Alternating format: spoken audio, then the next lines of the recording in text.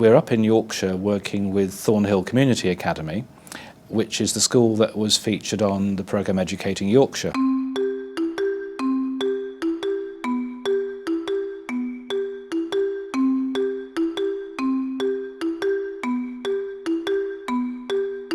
The Insights Discovery one has been one that's very interesting because it is so in depth actually, and there's so much meat on the bones in terms of the report that comes back.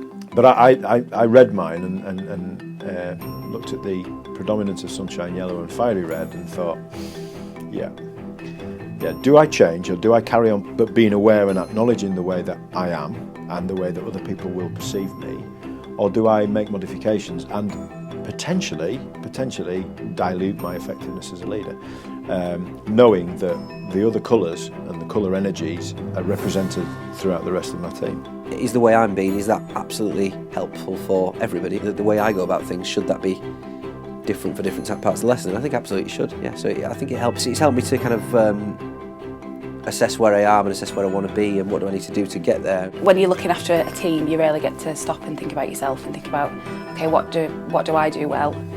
What do I need to work on? So it's a nice time to stop, think and reflect on the issues that we face day to day really within a school. I'd never really sort of thought about that sort of dichotomy, if you like, between the home and work.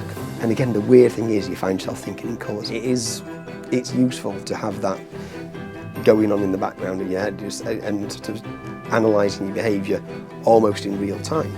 We all like to think that we know ourselves, but when you actually see it down on paper you think, am I really? And then you think, well, yes, I am. And I was quite amazed, and my colleagues in the room as well, as to how accurate that description of ourselves was when we carefully thought about the points that were made.